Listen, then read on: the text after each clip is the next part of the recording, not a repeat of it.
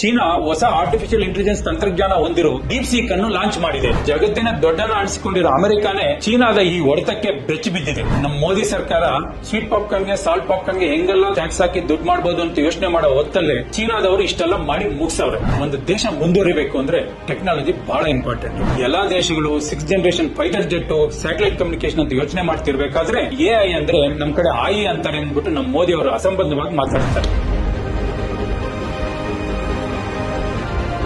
ನಾವು ವಿಶ್ವಗುರು ಅಂತ ಬೊಬ್ಬೆ ಹೊಡೆಯ ಹೊತ್ತಲ್ಲಿ ಚೀನಾದವರು ಮಾಡಿ ತೋರಿಸಿದ್ದಾರೆ. ಚೀನಾ ಹೊಸ ಆರ್ಟಿಫಿಷಿಯಲ್ ಇಂಟೆಲಿಜೆನ್ಸ್ ತಂತ್ರಜ್ಞಾನ ಹೊಂದಿರೋ ಡೀಪ್ ಸೀಕ್ ಅನ್ನು ಲಾಂಚ್ ಮಾಡಿದೆ. ಇಡೀ ಪ್ರಪಂಚನೇ ಈಗ ಚೀನಾ ಕಡೆ ನೋಡ್ತಿದೆ. ಜಗತ್ತಿನ ದೊಡ್ಡನ ಅನಿಸಿಕೊಂಡಿರೋ ಅಮೆರಿಕಾನೇ ಚೀನಾದ ಈ ಹೊಡೆತಕ್ಕೆ ಬೆಚ್ಚಿ ಬಿದ್ದಿದೆ. ಆ ಹೊಡೆತ ಹೆಂಗಿದೆ ಅಂದ್ರೆ ಅಮೆರಿಕದ ಶೇರ್ ಮಾರ್ಕೆಟ್ ಅಲ್ಲಿ 100 ಲಕ್ಷ ಕೋಟಿ ಕುಸಿದು ಬೀಳಷ್ಟು. ಅದಕ್ಕೆ ಅಮೆರಿಕ ಅಧ್ಯಕ್ಷ ಟ್ರಂಪ್ ಓಪನ್ ಆಗಿ ಹೇಳಿರೋದು ಚೀನಾದ ಈ ನಡೆ ನಮಗೆಲ್ಲ ಎಚ್ಚರಿಕೆ ಸಂದೇಶ ಅಂತ.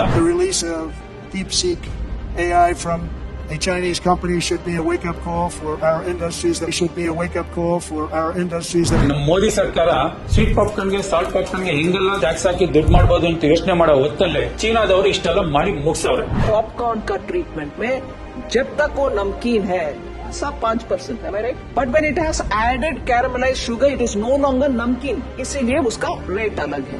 ಇಡೀ ಜಗತ್ತು ಚೀನಾಗ ಒಂದು ಆಲ್ಟರ್ನೇಟಿವ್ ಶಕ್ತಿ ಹುಟ್ಟಾಕ್ಬೇಕು ಅಂತ ಚಿಂತೆ ಮಾಡ್ತಿರುವಾಗ ಅದರ ಲಾಭ ಪಡ್ಕೊಳ್ಳೋದು ಬಿಟ್ಟು ನಮ್ಮ ಮೋದಿ ಸಾಹೇಬರು ಚುನಾವಣೆ ಪ್ರಚಾರದಲ್ಲಿ ಅಷ್ಟೇ ಬಿಸಿ ಆಗಿದ್ದಾರೆ. ಒಂದು ದೇಶ ಮುಂದುವರಿಬೇಕು ಅಂದ್ರೆ ಟೆಕ್ನಾಲಜಿ ಬಹಳ ಇಂಪಾರ್ಟೆಂಟ್. ಅದಕ್ಕೆ ರಾಜೀವ್ ಗಾಂಧಿ ಅವರು ಟೆಲಿಕಾಂ ಕ್ರಾಂತಿ ಮಾಡಿತ್ತು. ಪಿ.ವಿ. ನರಸಿಂಹರಾವ್ ಅವರು ಗ್ಲೋಬಲೈಸೇಷನ್ ಲಿಬರಲೈಸೇಷನ್ ತಗೊಂಡ್ಬಂದಿದ್ದು. ಮನಮೋಹನ್ ಸಿಂಗ್ ಅವರು ಡಿಮ್ಯಾಂಡ್ ಅಂಡ್ ಸಪ್ಲೈಗೆ ಒತ್ತು ಕೊಟ್ಟು ಗ್ಲೋಬಲ್ ರಿಸೆಷನ್ ಭಾರತಕ್ಕೆ ತಟ್ಟದಾಗೆ ನೋಡ್ಕೊಂಡ್ರು. ಆದ್ರೆ ನಮ್ಮ ಮೋದಿ ಸಾಹೇಬರು ಏನ್ ಮಾಡ್ತಿದ್ದಾರೆ, ಗಟಾರಿಂದ ಗ್ಯಾಸ್ ತೆಗೆದು ಹೇಗೆ ಅಂತ ಹೇಳ್ಕೊಡ್ತಿದ್ದಾರೆ.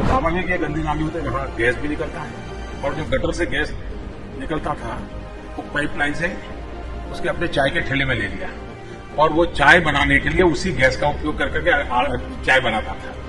सिंपल सी टेक्नोलॉजी.